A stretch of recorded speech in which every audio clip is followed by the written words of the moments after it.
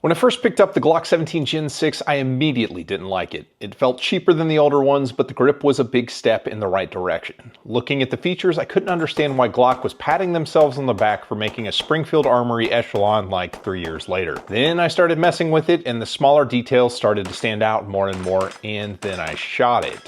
It became abundantly clear that this is the best design of a Glock pistol yet. Even if it feels like a budget pistol, it performs as well or better than anything else on the market. Your Glock 17 Gen 6 review starts now. This generation of Glock, the Gen 6, is meaningful in a way that none of the other modern generations. I'm going to start at like kind of Gen 3 because that's when people start thinking about it. But going from Gen 3 to Gen 4, you got a slightly smaller grip that accepted back straps and a dual captured recoil spring.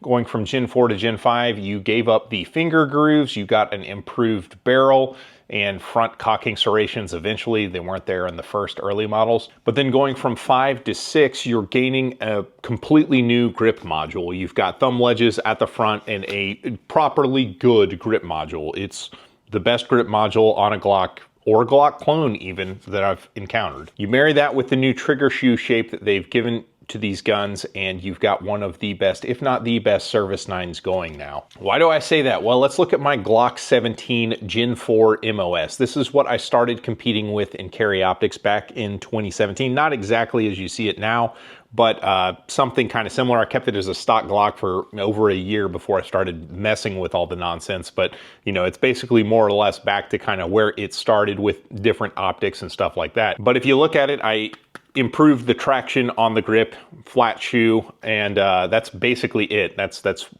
what's been done to this thing. And if you look at the new guns, it's basically improved grip traction with a flat shoe, and it's more or less the same thing. When I first picked up this gun, I thought immediately, like, this feels super cheap, and I'm probably gonna end up making a negative video on it. And really, it came down to the new guide rod, because if you listen to it, versus the old Gen 4, versus a PDP, Echelon, P10.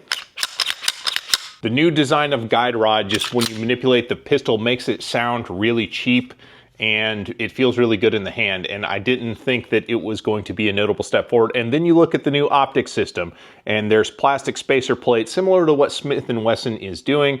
There's a little bit of fore to aft wiggle on the plate in the slide, which means that the plates are going to put stress on the screws. The whole point is that the bosses are supposed to take the stress off the screws. So I didn't put a million rounds through the thing. We'll see if they hold up in the long term. But between those two items, I was like, they really didn't move the bar much with this pistol. And then that's like compounded because it's got the cheesy plastic sights that are basically terrible. And all the Glock bros will immediately be like, well, you're not paying for things you don't need because everyone likes their favorite sights. It's like, bro, you're already overpaying for the gun. If you know how much these Glocks take to make, you're already overpaying for the gun. They could at least put metal sights on it. And then you have the design decisions of the cheaper guide rod and the new optic plate system, which is probably cheaper to manufacture than the old steel MOS plate system, even though the MOS plates weren't particularly robust. You have a modern service 9 that is designed to a price point or designed to maximize margin, either one. Now, one thing Glock didn't do when they updated the pistols, they did not include any sort of holstering safety on the gun. All the safeties are internal, and you know, the trigger blade safety. Just showing you what this gun is, my Glock 19 Gen 5 that I have kind of set up for carry. But if you see when I pull the trigger, the little back plate kind of pops out like that. That is a holster safety. So when I have my thumb on the back plate, I cannot pull the trigger.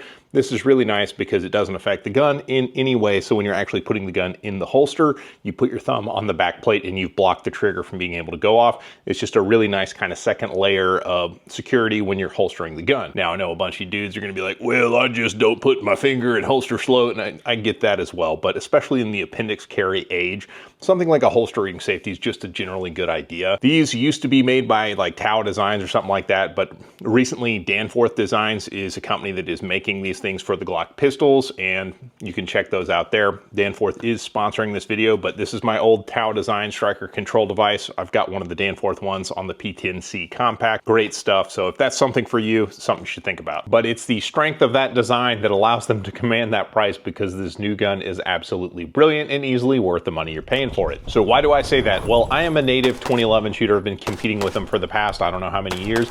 Normally when I pick up a Glock grip angle pistol, I have to do the whole like recalibrate my wrist angle to accommodate the new sights. But with this new Gen 6 and the revised grip with the extended beaver tail, the enhanced undercut, it just points for me naturally. Like I'm not fishing for the dot at all. It's immediately right there. Moreover than that, the whole like I'm picking up a Glock and it feels like I'm mashing a piece of like, I don't know, like furring strip in my hand is completely gone. You've got a new ergonomic gun that is better, objectively better than all the other Service 9 grips that I've put in my hand, and I got a pile of them right next to me here. The palm swell and the traction going all the way up basically to the slide, which is where it's supposed to go, makes the gun not move around in your hand. And because it's using a coarse kind of medium texture, even though it's a very grippy texture, it doesn't tear up your skin when you actually have it against your body. Yes, I did spend some time with this in a carry holster to see how this was going to interact with my smooth, supple daddy tummy. Happy to report that you absolutely can hack it without any grip tape or anything like that. The texture is very well optimized to be a shooter's texture, but you can still concealed carry it. And that's a departure from like the finer textures like that are on the Staccato HD series of guns. Those guns are absolutely brilliant to shoot with their kind of like fine fissured texture, but they absolutely wreck your stomach in an inside the waistband holster. So now you couple that amazing new grip with the new flat face trigger shoe, and the break is much more predictable. On old Glock trigger shoes, just how your wrist was kind of being pulled forward and how you had to like pull the trigger straight to the rear, you had to pull it kind of like up and into this part of your hand, which led to a lot of people when they're learning how to shoot Glocks to shooting left and usually low if they're right-handed or the reverse if they're left-handed. This new gun, I didn't have to think about trigger manipulation at all. It was just immediately accessible. The second you pull the trigger, the hole shows up where you're looking on the target because the ergonomics have improved dramatically. And the grips have improved in a way that I think most people with kind of smaller hands, like I'm a size XL glove wearer, and I can get on the mag release much easier with this version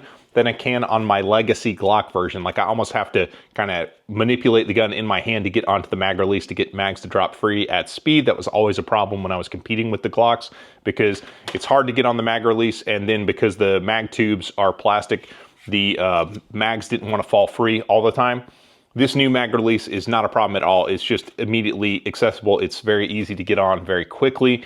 And at the bottom of the grip, they did flare it so that it's still a pretty generous mag well that you're trying to throw magazines into. So they've really optimized this gun. I expect kind of the sporting heritage of the modern Team Glock probably weighed in on some of these factors, but the new thumb ledge is a feature that I really like. Like there's basically a memory point for your thumb sort of right there. Now I don't steer the gun by putting a bunch of pressure into the thumb ledge, but I do appreciate having the index point to immediately feel confidence when you're trying to grab the gun quickly. The Glock Gen 5 series of pistols, I don't have a Gen 5 out of the safe right now, but the Glock Gen 5 pistols have always been insanely accurate. Like way more accurate than a lot of the other Service 9s. And the Gen 6 definitely carries that forward. They're just as accurate. Like these guns are insanely accurate. And now with the new ergonomics, like there's a difference between mechanical accuracy and practical accuracy. Mechanical accuracy is what the gun's capable of without, you know, shooter influence. And practical accuracy is what a typical shooter will be able to pick up the gun and do with it. And I think most people are going to be able to pick up this gun and get exactly what they want from it. I think that the Gen 6 is a notable step forward as far as making a gun that intuits how to shoot it just by picking it up versus kind of the old guns that have sort of the big old thumb ledge. So it kind of teaches you to want to fold your thumb down versus keeping it up like that, which kind of made the low left problem even more of a problem. The old Glocks with their hooked triggers and kind of lousy grips were just difficult guns to shoot and took a very nuanced approach to gripping the pistol. You could absolutely get great results with these things. It just took a minute for you to understand how you were doing it. So I thought I was going to be all edgy, and I went out to the range and I had my Springfield Armory Echelon and I had my Staccato HD P4. I was going to shoot all the guns kind of side by side and see how they shook out. What I was expecting to find was that I preferred the Springfield Armory Echelon because I think it's a great Service 9 in the segment, and it's slept on, and honestly, I don't understand why, but ridiculed by a lot of people. It's a really great gun. But what I found is they're greatly preferred shooting the Glock, and that's because of the new grip largely. The trigger's better in the Echelon, the slide serrations are better, the optic system is better in the Echelon. However, the results I was able to get with kind of the optimized ergonomics and the kind of lower bore axis on the Glock I was just getting better results with the Glock than I was the Springfield. I was working harder with the Springfield, largely due to how kind of slick the grip module is. It's got some texture on it that's decent, but the Glock is just a step forward. Predictably, I shot the Staccato HDP4 just a little bit better than either of the other guns, but that gun costs like 4 times what a Glock costs, so there's that. I had my teenage cameraman at the range with me. He preferred the Springfield Armory Echelon the most. He did not like at all the Staccato HDP4. I've got one of the early ones where the grip safety kind of beat you up in the web of your hand. He hated that and said that gun was terrible. And then he had the Glock kind of somewhere in the middle. So, you know, everyone's opinion is going to vary there. So there's 2 of them for you. So of all the guns that I showed you at the beginning of the video, just kind of racking them kind of side by side, I'll just kind of run through. I didn't shoot them all side by side, but you know, I've shot them recent enough to be able to make the comparison. So starting with the Echelon's a better value because it comes with, you know, it's got a front night sight, it's got a better optics mounting system, it's got a modular grip. It just feels like a higher quality gun. But I mean, if I were picking a gun to put in the holster, I'd give the edge to the Gen 6 just because it shoots better. Moving over to the Walter PDP.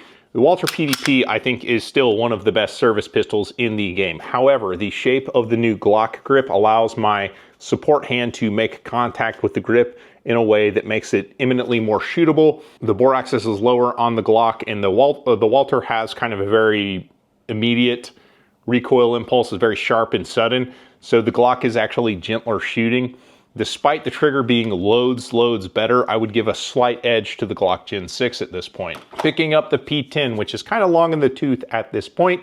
The P10 is a great pistol. It's got a, you know, night sight set of sights on it, and at least this version of them does. I don't know what they're coming with these days. But the grip kind of stops having traction right there, and it's made out of very slick polymer. While the trigger is improved over the Glock trigger, that lack of texture right there to keep the gun from kind of rotating. It's just a lot easier when the gun doesn't move as you're pulling the trigger.